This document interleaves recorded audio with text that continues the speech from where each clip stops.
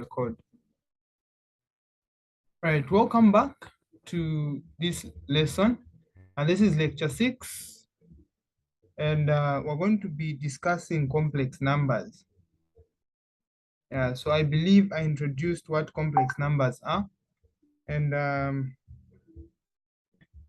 I'm pretty sure most of us know what it means when we talk about a complex number, and yeah, I'm sure we all know the basics of complex numbers. So if you went through the lesson, I expect you to have at least some knowledge about what complex numbers are.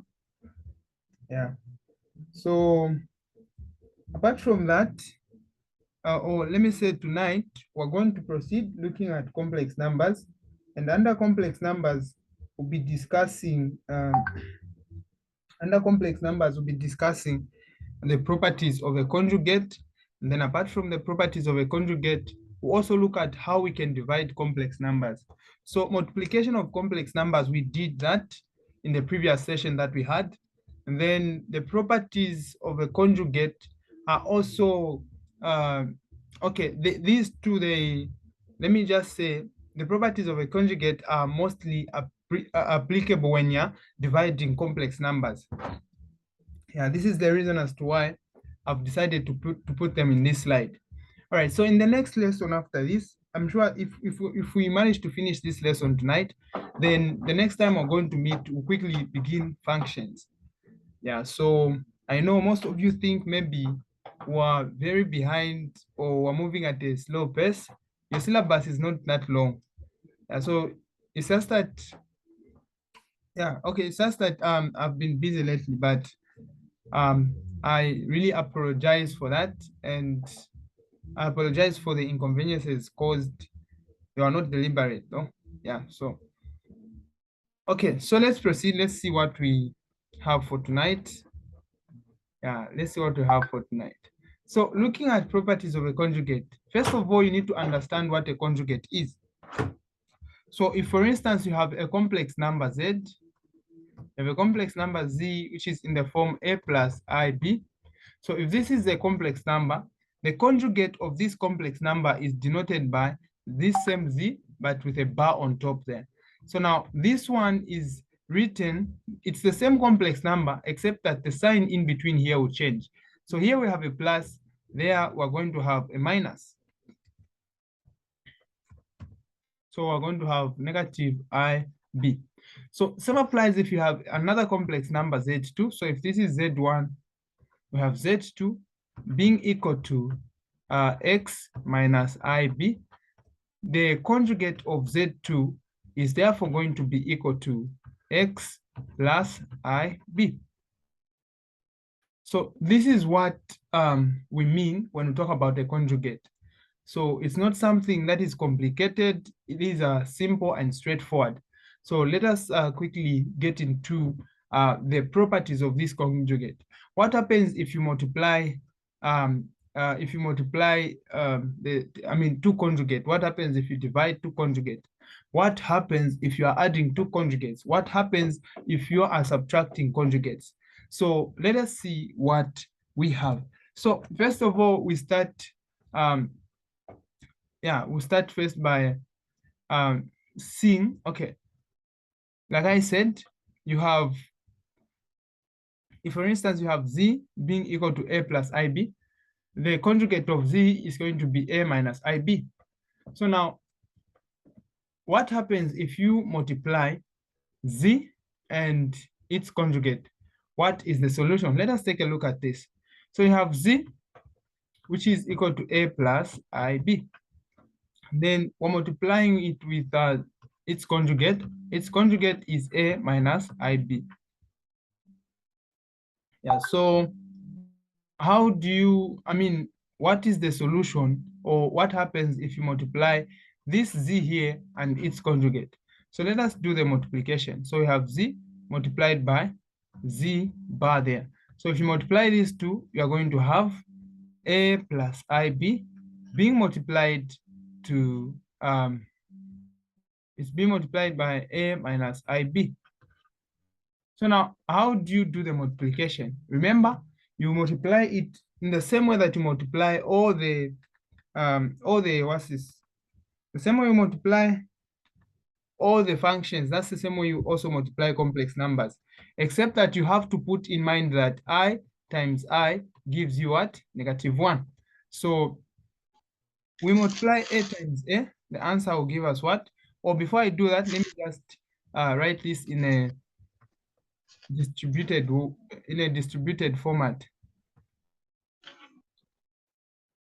So this a here multiplies with everything there. So we have a, open brackets, we have a minus ib.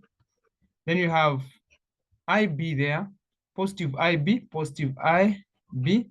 It's also multiplying everything here, a minus ib. Yeah, so from there, we just need to multiply this. We have a times a, that is a squared. A times negative ib, you are going to get negative abi. You can either start with I or end with I, still the same. Then we have ib times a, we still have what? Positive abi. Then we have ib times ib times negative ib. We're going to have negative I times I gives us what? I squared. B times B gives us what? B squared. So if you look at this part and this part, when you add, you're going to get what? A 0. So this side will have a squared plus this a squared, then plus 0. Then here, what is I squared? I squared, we said it's what? It's -1. So while there's I squared there, we can put -1. Then we have b squared. So when you multiply this negative and -1 there, will give you what? +1. +1 times b squared. This gives us what? B squared. So we have a squared plus b squared as the solution. So in other words, when you multiply a complex number and by its conjugate, you get what? A squared plus b squared. So that's where they got all those, that's where they got this solution here. This solution there.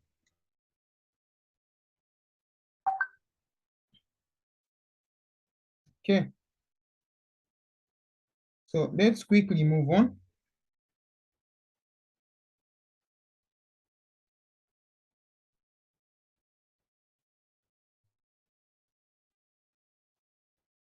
Okay. So move on to the next property. What happens if you find the square root of this same multiplication of a complex number and a conjugate? So the square root of what you have found here is known as the magnitude of a complex number. So remember, if you have a complex number z, which is equal to a plus ib, we said its magnitude, the magnitude of z is simply just equal to what? The square root of a squared plus b squared. So the magnitude of a complex number is equal to the magnitude, it's equal to the square root of a squared plus b squared. Yeah, so this is how you find the magnitude of a complex.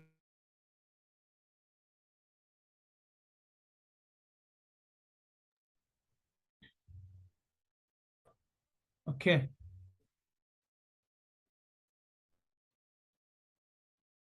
So this is how you find the magnitude of a complex number. So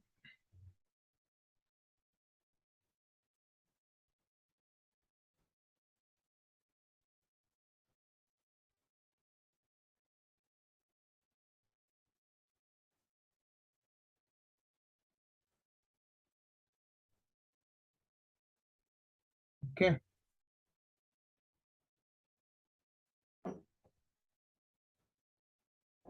Okay, so we proceed.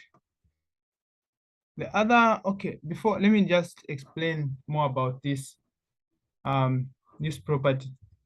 Okay, so,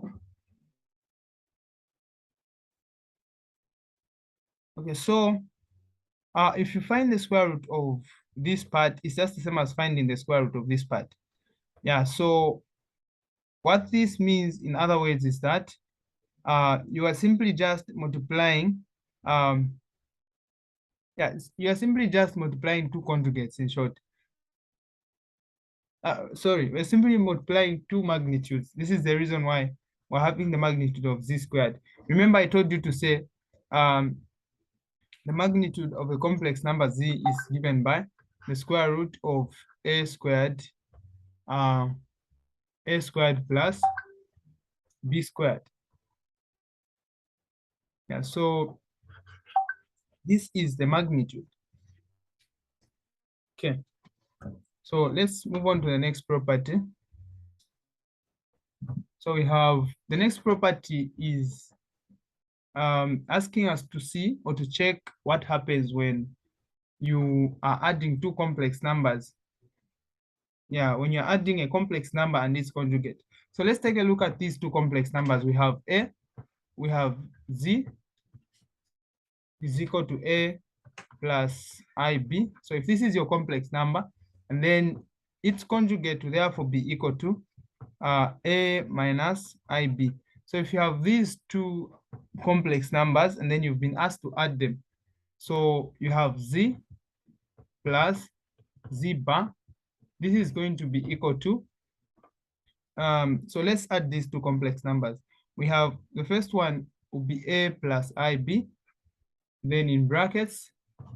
Then from there, you also have this part here, which is the conjugate. Let us also add the conjugate to this same complex number. So we have plus a minus ib in brackets. So adding these two complex numbers, for us to add these two complex numbers, we need to put the like terms together. So we know that this a and that other a there can add. So we're going to have a, and this plus here, we write it there. Then we have this other a here, we also write it there. Then we have this ib, we have plus ib. Then there's also this negative ib this side, which is negative ib. So a plus a gives you what? 2a. Then this part minus this part gives you what? A 0. So this means that if you add a complex number to its conjugate, the solution is simply just 2 times the real part of the complex number. Remember what we learned? We said this part here is called the real part of the complex number z. And this part here is the one that we call the imaginary part of the complex number z. So if you add a complex number to its conjugate, you add a complex number z to its conjugate, the solution is simply just 2 times the real part of the complex number. So in other words, if you have a complex number like z, z1 is equal to 3 plus 5i, then they ask you to add z1 plus z1 bar, which is just the complex number z1 and its conjugate. So when they ask you to add these two complex numbers, the answer is just found by multiplying 2 times the real part. So in this case, the real part is 3. So we multiply the real part by 2 to get the solution. So the solution here is what? 6. So you have z1 and z1 bar. So this is what you get as the solution of, this is what you get as the solution of, the solution after adding a complex number to its conjugate. All right, let's quickly look at another property. So what happens if you subtract two complex numbers? Yeah, so if you subtract a complex number, a conjugate from its original complex number. So let's also take the same example. You have z1 is equal to a plus bi, or ib is still the same. So the conjugate of this complex number is going to be a minus ib. Let me also just put I this side. So this is the conjugate. Yeah, so supposed to be denoted by z bar. Okay, so to subtract this, we're going to have z minus z1 minus z bar. So this is going to give us what? So we subtract the conjugate from its original complex number. So we have a plus ib. Then we're saying minus a minus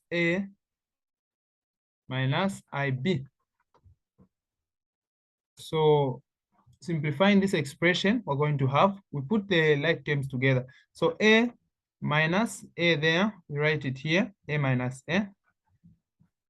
Then we also have, so I'll say plus, then we also have ib minus negative ib. So this minus and that minus, if you multiply them, you're going to get a what? A plus ib.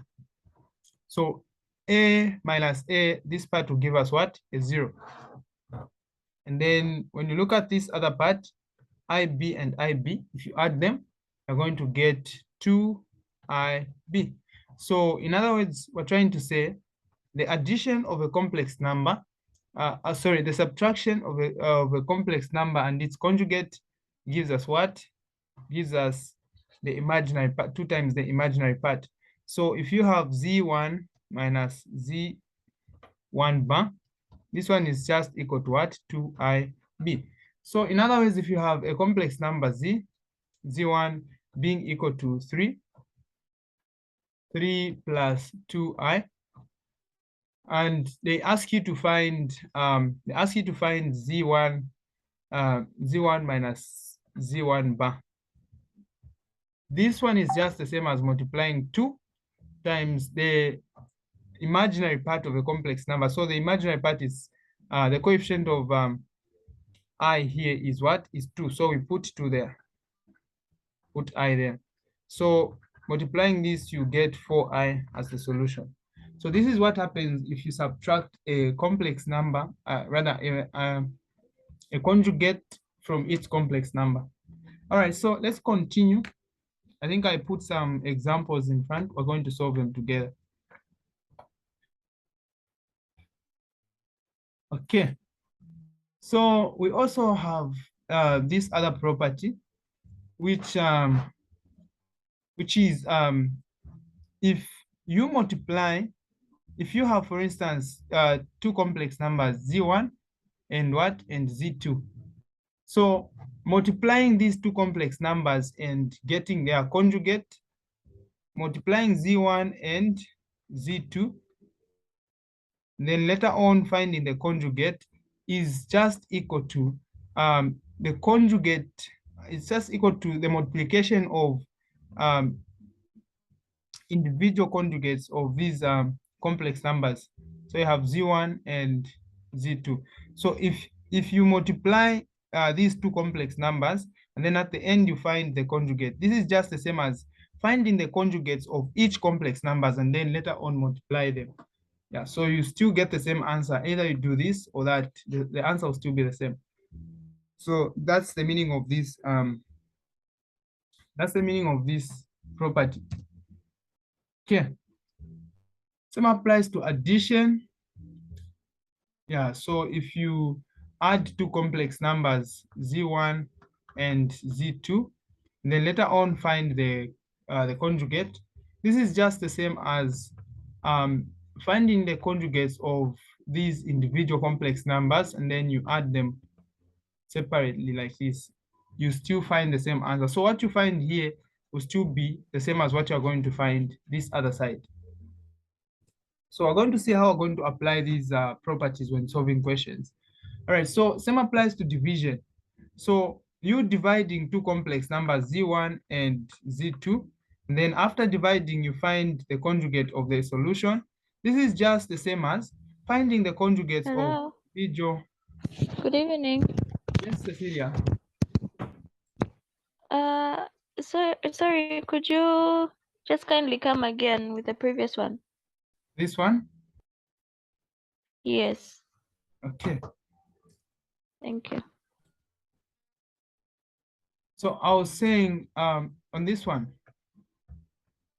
So I was saying adding these 2, if for instance you've been given 2 complex numbers, z1 and z2, So if you add these two complex numbers, Z1 and Z2, and then you find the conjugate after adding the two, this is just the same as finding individual conjugates of these same complex numbers, Z1 and Z2, and then you add them. So you find the conjugate of Z1, you also find the conjugate of this Z2, and then you add them. This is just the same as first adding these two complex numbers, and then after finding the answer, you find the conjugate of the answer. So these two parts are the same, this side and this other side. I hope it's clear. So when we look at property number 7, I was saying dividing these two complex numbers, Z1 and Z2, and then after dividing, when you find the solution, you come and find the conjugate of the solution. This is just the same as finding the individual conjugates of each complex number that you have been given, and then dividing them. And then dividing them at the end. So this part, this side, will still give you the same answer as this side. Okay, you understand this better, I'm sure, if you come across any question or from the examples that we have. Okay, so we have this example here. So this example is Z is equal to 1 minus 6i. And then it's asking us to find the magnitude or the modulus or the absolute value of Z. So when you find anything that is that's written in this format, this means that you're finding the absolute value of what you have inside there, or some books they'll call it the modulus value. In other books they'll call it the magnitude. Yeah, so still means the same, and you find it the same way. So finding the absolute value or the modulus or the magnitude of this complex number, remember we said if you have a complex number Z, Z1 being equal to A plus IB, you have the complex number Z1 being equal to A plus IB, and then they ask you to find the magnitude of Z1. So the magnitude of Z1 is simply just the square root of what? A squared plus B squared. So this is what we're going to do here. So the magnitude of Z is simply just going to be the square root of what? What is our A? According to this complex number here, it's 1. So we have 1 here, then we square it. Then we're going to say plus our B, according to this complex number, is -6. So our B is -6. So we write -6 in brackets there, and then we square this part. So the magnitude of Z is therefore going to be equal to the square root of 1 plus 6 times 6 is what? 36. So we put 36 there. So the magnitude of this complex number will therefore be the square root of 1 plus 36. That gives us 37. So that is the magnitude or the modulus value of Z. Okay, let's look at another one. So we have another complex number here, which is 1 plus I. So it's also asking us to find its magnitude. So this one is just going to be the square root of what? 1 squared plus the coefficient of I there is 1 as well. So 1 squared plus 1 squared. So the solution here will be 1 plus 1, which gives us what? The square root of 2.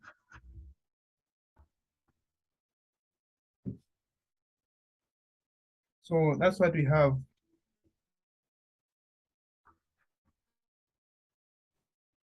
Okay, let's quickly move on. Okay, so now we have the same question here. Same question we had there.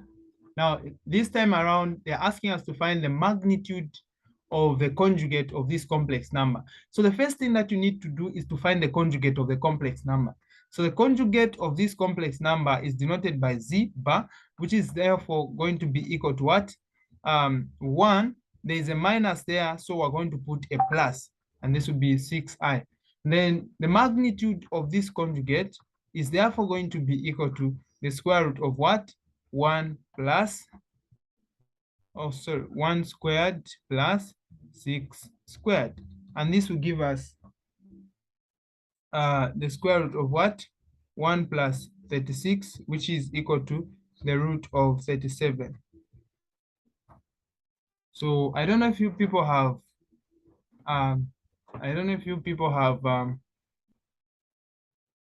have questions on this one.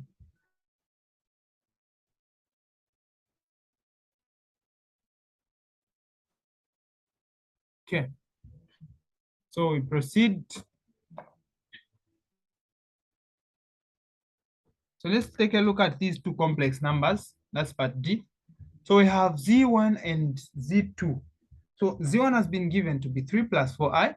Z2 is 2 minus 2i. Then they're asking us to find Z1 plus Z2 plus Z1 bar. So Z1 plus Z1 bar, this one is just going to be equal to, so Z1 plus Z1 bar, this is going to be equal to,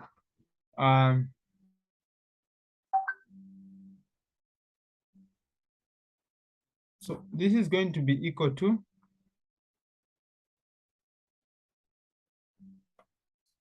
this is just going to be equal to 2a. If you remember very well, this is what we wrote here. Where is it? Found something like that. Okay. So Z1 plus Z1 plus Z bar, it gives us 2a, and then when you're subtracting, you get 2bi. So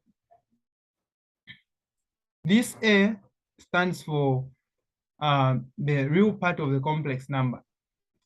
So the real part of this complex number, Z1, is 3. So the real part of this complex number, Z1, is 3. So this is just the same as saying 2 times the a there is what? Is 3. So the answer is 6. Okay. So I don't know if this is hard. These are simple and straightforward questions. Okay, so we proceed. So what happens if you're multiplying two conjugates of a complex number? So remember, there was that property which said multiplying of these two complex numbers is just the same as multiplying individual conjugates of these two complex numbers. So what you do is you first multiply Z1 and Z2. Yeah, so okay, let us just do it step by step. Okay, so Z1 times Z2, first multiply Z1 and Z2 before we find their conjugate. So Z1 and Z2, we have 3 plus 4i multiplying with what? 2 minus 2i. So now what this will be is, you write 3 there, open brackets, you have 2 minus, we have 2 minus 2i. Then you're going to have plus 4i, open brackets, 2 minus 2i. So 3 times 2, the answer is 6. And minus 3 times 2 there, we'll still get 6i. Then 4i times 2, we're getting what? Positive 8i. Then we have 4i times negative 2i. So 4i times negative 2i, the answer will be positive 8. Yeah, so this will give us positive 8. Why am I saying positive 8? It's because we know to say I times I gives us what? I times I gives us negative 1. So this negative 1 times the negative 8 that you're going to get here after multiplying 4 and negative 2, you get positive 8. So here it's just a matter of pairing the like terms. So we have 8 and, 6 and 8 there. So when you add 6 and 8, you're getting what? 14. Then we have negative 6 and positive 8. When you add this part and that part, you're getting what? Positive 2i. So now what we have found is Z1 times Z2. So now let us find what let's find the conjugate of this solution here, Z1 times Z2. So the conjugate of Z1 times Z2 is simply just going to be found by changing the sign in between there. So we have 14 minus 2i as the solution. Okay, so do we have any questions on this one? I believe it's also straightforward. Okay, so we have found the conjugate of z1 times z2 to be 14 minus 2i. Let us also try and find what the multiplication of individual conjugates of z1 and z2 is going to give us. Okay, so let us find the conjugate of z1. So the conjugate of z1 is simply just what? 3. We have a plus here, so we need to change the sign. We're going to have minus 4i. The conjugate of z2 is going to give us what? We have a minus there, so we have to change that to a plus. So we have 2 plus 2i. So let us multiply these two conjugates and see what we're going to get. Okay, so this is just the same as writing 3 minus 4i times 2 plus 2i. So from there, we say 3 times 2 plus 2i, multiplying with what? Negative 4i, open brackets. We have 2 plus 2i. So from there, it's just a matter of simplifying the expression. So 3 times 2 there will give us 6. Then 3 times 2i, this will give us positive 6i as well. Then we have negative 4 and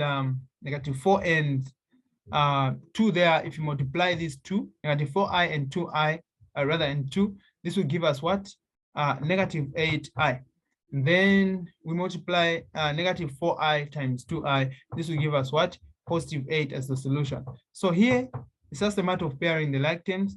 We add 6 and 8. So when you add 6 and 8, we're going to get 14 as the solution. And then 6i minus 8i, the answer is what? 2i. So remember that I wrote something here to say when you have this part here, this can also be written as the multiplication of individual conjugates of z1 and z2. So if you check the solution that we have found here for z1 dot z2, if you check the solution here, you discover that it's the same solution that we also found on this question. All right, so let's quickly move on. Okay, so I believe this is also straightforward. What you just need to do is to add z1 and z2.